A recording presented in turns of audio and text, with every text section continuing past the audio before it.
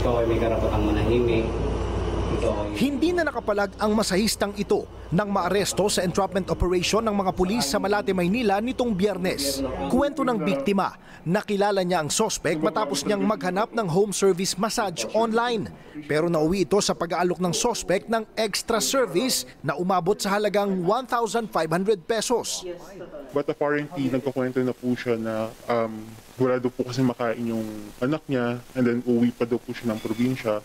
So sa madaling salita, dahil sa mga gano'n niya pong storya, napapayag po ako sa massage with ES na offer po niya. Matapos ang ilang araw, makailang ulit siyang tinakot ng sospek at kinikila na nga abot sa 4,000 piso kapalit ng hindi umano pagpapakalat ng masela nilang video online. I firmly believe po talaga na wala po talagang sex video yun. Yung impact niya sa emotional, napakalaki. Kasi pati yung performance ko sa office,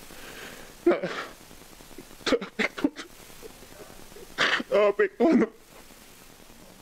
Hindi na po, parang gusto ko na po mag-resign. Natakot na rin siya para sa kanyang seguridad dahil ilang beses nagpadala ng litrato ang sospek.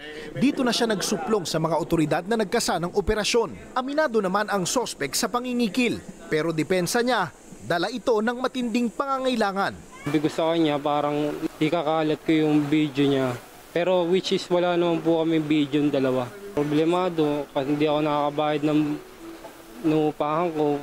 Parang yun yung way ko para po makabayad ako. Sa investigasyon, nadiskubring hindi lehitimong masahista ang sospek. Na-recover din nila ang ilang ebidensyang magpapatunay na matagal ng modus ito ng sospek. May nakita tayo doon na may mga hubad na mga individuals doon sa cellphone niya. Hindi lang isa, kundi several individuals. Pag may minamasad siya, may babae, pinipicturean niya habang naliligo. Nakapiit ang sospek sa Malate Police Station na maharap sa reklamong robbery extortion at paglabag sa Anti-Photo and Video Voyeurism Act. Nagpaalala naman ang pulisya sa publiko na huwag basta-bastang magtitiwala sa mga nakikilala online para maiwasan ang kahalintulad na insidente.